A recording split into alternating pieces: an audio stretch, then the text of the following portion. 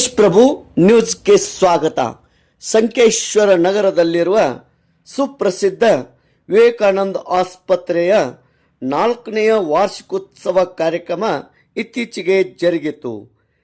ಈ ಒಂದು ವಿವೇಕಾನಂದ ಆಸ್ಪತ್ರೆಯ 4ನೇ ವಾರ್ಷಿಕೋತ್ಸವದ ಕಾರ್ಯಕ್ರಮದ ದಿವ್ಯ ಸಾನ್ನಿಧ್ಯವನ್ನು ಪರಮಪೂಜ್ಯ ಶ್ರೀ ಶ್ರೀ ನಿಜಲಿಂಗೇಶ್ವರ ಸ್ವಾಮಿಗಳು, ಉತ್ತರಾಧಿಕಾರಿಗಳು, ಸಿದ್ಧ ಸಂಸ್ಥಾನ ಮಠ ನಿರ್ಸೋಸಿ ಇವರು ವಹಿಸಿದ್ದರು. ಕಾರ್ಯಕ್ರಮಕ್ಕೆ ಮುಖ್ಯ ಅತಿಥಿಗಳಾಗಿ ಶ್ರೀ ಅಶೋಕ್ ಪಾಟೀಲ್, ಅಧ್ಯಕ್ಷರು, ವಿವೇಕಾನಂದ ಶಿಕ್ಷಣ ಸಂಸ್ಥೆ ಹುಕ್ಕೇರಿ. ಅದೇ ರೀತಿ ವೇದಿಕೆ ಮೇಲೆ ಶ್ರೀ ಮಲ್ಲಪ್ಪ ದೊಡ್ಡಮಂಗಿ, ಡಾಕ್ಟರ್ ರಮೇಶ್ ದೊಡ್ಡಮಂಗಿ, ಸೌ ಶೀಲಾ ದೊಡ್ಡಮಂಗಿ ಉಪಸ್ಥಿತರಿದ್ದರು.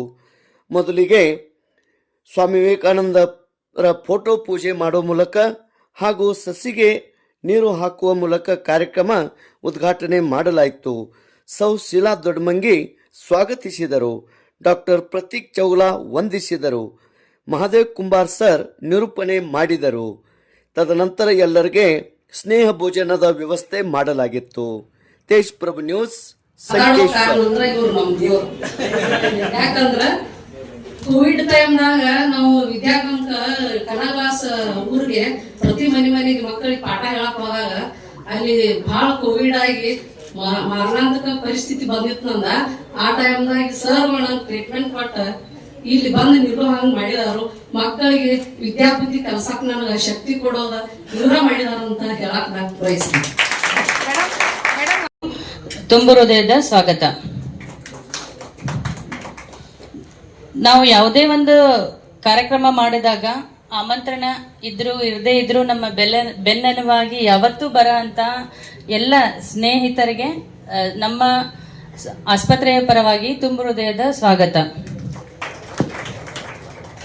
ಅದೇ ರೀತಿ ನಮ್ಮ ಎಲ್ಲ ಆಸ್ಪತ್ರೆಯ ಎಲ್ಲ ಕಾರ್ಯಗಳಲ್ಲಿ ಮತ್ತು ಎಲ್ಲ ಬೇರೆ ಬೇರೆ ವಿಧದ ಚಟುವಟಿಕೆಗಳಲ್ಲಿ ನಮಗೆ ಯಾವಾಗಲೂ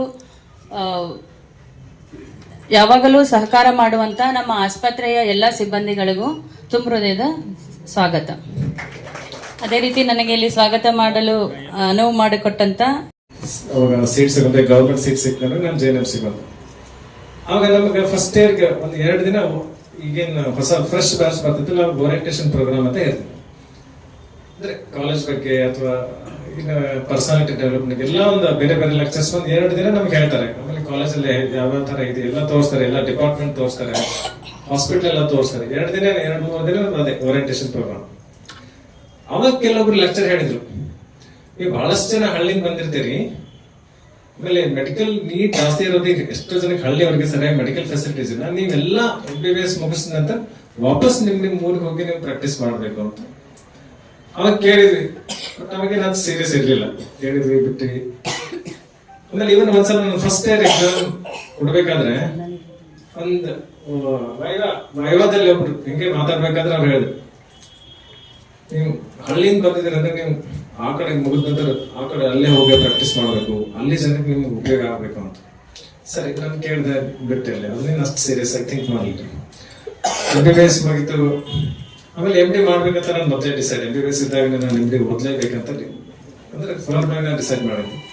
ಆಮೇಲೆ CT ಎಂಟ್ರೆನ್ಸ್ ಬರ್ದು MBBS MD ಆಯ್ತು. ನಾನು ಮೊದಲಿಂದ ಮೆಡಿಸಿನ್ ಮಾಡ್ಬೇಕಂತ ನಿಂತೆ, ವೆರಿ ಕ್ಲಿಯರ್ ನನಗೆ ಮೆಡಿಸಿನ್. ಆಮೇಲೆ MD ಮುಗಿದ ನಂತರ ನಾನು KLE ಹಾಸ್ಪಿಟಲ್ ಜಾಯ್ನ್ ಆದ. KLE ಹಾಸ್ಪಿಟಲ್ ಯಾಕೆ ಜಾಯ್ನ್ ಆದ್ರೆ ನನಗೆ DA ಮಾಡೋದು, ನನಗೆ DM ಕಾರ್ಡಿಯಾಲಜಿಸ್ಟ್ ಆಗೋದಕ್ಕೆ, ನನ್ ಕಾರ್ಡಿಯಾಲಜಿಸ್ಟ್ ಆಗ್ಬೇಕಂತ. ನಾನು ಆಕ್ಚುಲಿ ಮೆಡಿಸಿನ್ ಮಾಡಿದ ಉದ್ದೇಶನೇ ನಾನು ಕಾರ್ಡಿಯಾಲಜಿಸ್ಟ್ ಆಗ್ಬೇಕಂತ. ವಿಸ್ತಾರವಾಗಿ ತಮ್ಮ ನಡೆದು ಬಂದ ದಾರಿಯನ್ನ ಎಲ್ಲರೂ ಒಂದು ವಿಸ್ತಾರವಾಗಿ ವಿಸ್ತರಿಸಿ ವಿವರಣೆಯನ್ನು ಕೊಟ್ಟರು. ನಾವೆಲ್ಲ ಇವತ್ತು ಈ ಸಮಾಜದಲ್ಲಿ ಇವತ್ತಿನ ಪ್ರಚಲಿತವಾದಂಥ ವಿದ್ಯಮಾನವನ್ನ ಅವಲೋಕಿಸಿದಾಗ ಯಾವ ದಿಕ್ಕಿನಲ್ಲಿ ಹೊರಟಿದ್ದೇವೆ ಅಂತಕ್ಕಂಥದ್ದನ್ನ ಆತ್ಮಾವಲೋಕನ ಮಾಡ್ಕೊಳ್ಳೋದು ಬಹಳ ಮಹತ್ವದಾಗಿದೆ. ನೋಡ್ರಿ, ಇಲ್ಲೇ ಮಲ್ಲಪ್ಪಕ್ಕ ಅವ್ರು ಕೂತಾರ, ಕೇಳ್ರಿ, ನನ್ನ ಮಗ ಹಿಂಗೆ ಯಾವಾಗ ರಾಕಂತ ಕಾಕ ಯಾವಾಗ ವಿಚಾರ ಮಾಡಿದ್ರಿ? ಇಲ್ಲ, ಹೌದಾ? ಕಾಕ ಮನುಷ್ಯನ ಬಂದಿರಕ್ಕಿಲ್ಲ, ಹೇಳಿಕೊಟ್ಟಿದ್ದಾರೆ. ಆ ಪಥದಲ್ಲಿ ನಾನು ಮುಂದುವರಿಬೇಕು. ಏನ್ ಮಾಡಬಹುದು ವೈದ್ಯಕೀಯ ರಂಗದಲ್ಲಿ? ಸ್ವಾಮಿ ವಿವೇಕಾನಂದರ ಅಧ್ಯಯನ ಮಾಡಿದಂತ ಯಾವುದೇ ವ್ಯಕ್ತಿ ಸುಮ್ಮನೆ ಕೂತ್ಕೊಳ್ಳಿಕ್ಕೆ ಆಗುದಿಲ್ಲ. ಅಶೋಕ್ ಪಾಟೀಲ್ ನೋಡಿ, ಅವರೇನು ಬಹಳ ಮಠ ಸಂಪರ್ಕ ಆಶ್ರಮ ಸಂಪರ್ಕ ಏನು ಬಂದಿಲ್ಲ. ವಿವೇಕಾನಂದರ ಚಿಂತನೆಗಳಿಂದ ಪುಸ್ತಕ ಓದಿ ಇನ್ಸ್ಪೈರ್ ಆಗಿ ವಿವೇಕಾನಂದ ಶಾಲೆ ಓಕೆ ಮಾಡಿದ್ದಾರೆ. ಇವತ್ತು ಪ್ರಧಾನವಾಗಿ ಸುಮಾರು 1500 ವಿದ್ಯಾರ್ಥಿಗಳು ಹೋಗ್ತಾ ಇದ್ದಾರೆ. ಡಾಕ್ಟರ್ ರಮೇಶ್, ನಮ್ಮ ಸಂಬಂಧ ಬಹಳ ಗಾಢವಾದ ಸಂಬಂಧ. ರಮೇಶ್ ನನ್ನ ಸಂಬಂಧ ಅದು 2 ಸೇರಿದ್ರು 1 ಆತ್ಮ ತರ ಇದ್ದವರು. ಈಗ ಕೂಡ ಹಾಗೆ ಇದ್ವಿ. ದೊಡ್ಡವರನ್ನು ಸ್ವಲ್ಪ ವ್ಯತ್ಯಾಸ ಕೊಂಡು ಬೇರೆ ಬೇರೆ ಕಾರಣಕ್ಕೆ ನಾವಿಬ್ಬರು ಒಂದೇ. ಹಾಗೆ ಅವರು ಇಡೀ ಚಿಂತನೆಗಳು ನನ್ಗೆ ಗೊತ್ತಿದೆ. ಅವರು ಕೆಳ ಮಧ್ಯಮ ವರ್ಗನೂ ಅಲ್ಲ ನಮ್ದು ಯಾವುದು ಕೂಡ. ಹಳ್ಳಿಯಲ್ಲಿರೋರೆಲ್ಲ ಕೆಳ ಮಧ್ಯಮ ವರ್ಗನು. ಡಾಕ್ಟರ್ ಈಗೇನು ಹೇಳ್ತಾ ಇದ್ದೀರಿ ನೀವೆಲ್ಲ, ಅವರ ಜೀವನ ಬಹಳ ಒಂದು ವಿಶೇಷವಾದ ಜೀವನ. ಪ್ರೈಮರಿವರೆಗೂ ಕೂಡ ಅಂತ ತುಂಬಾ ಓದಿನಲ್ಲಿ ಮುಂದಿರೋ ವ್ಯಕ್ತಿ ಅಲ್ಲ. ಅವ್ರು ಹೇಳ್ತಾ ಇದ್ರು, ಪ್ರೈಮರಿ ಶಾಲೆ ಕರ್ಕೊಂಡು ಹೋಗ್ಬೇಕು ಅಂದ್ರೆ 4 ಜನ ಹುಡುಗ ಹೊತ್ಕೊಂಡು ಹೋಗ್ಬೇಕು ಇವ್ರನ್ನ. ಹಾಗಿದ್ರು ಡಾಕ್ಟರ್ ಅಂದ್ರೆ. ಅವರು ಟೀಚರ್ ಒಬ್ಬರು ನೆನ್ಪು ಮಾಡ್ಕೊಳ್ತಾ ಇದ್ರು. ಅವತ್ತೊಂದು ದಿವಸ ಬಂದಿದ್ರು, ಅವ್ರಿಗೆ ತಮ್ಮ ಪಡ್ಕೊಂಡಾದ್ರು ಆ ಶಾಲೆಗೆ ತಗೊಂಡು ಬನ್ನಿ ಅಂತ. ಅದೇ ಮನುಷ್ಯನ ಜೀವನದಲ್ಲಿ ಒಂದು ಡೆಸ್ಟಿನಿ ಅಂತ ಇರ್ತದೆ. ಆಮೇಲೆ ಅವ್ರಿಗೆ ಮನ ಪರಿವರ್ತನೆ ಆಗಿ ಅವರು 8ನೇ ಕ್ಲಾಸ್ ಇಂದ ಕೂಡ ರ್ಯಾಂಕ್ ಸ್ಟೂಡೆಂಟ್ ನಿಲ್ಸೋಶಿಪ್ ಬಂದ್ರೆ ಅವರು ತುಂಬಾ ನೋಡಿದ್ರು, ಇಲ್ಲ ನಾನು ಏನಾದ್ರೂ ಜೀವನದಲ್ಲಿ ಸಾಧಿಸಬೇಕು, ಮುಂದೆ ಹೋಗ್ಬೇಕು. ತುಂಬಾ ಕಷ್ಟಪಟ್ಟು ಮೇಲೆ ಬಂದಿದ್ದಾರೆ.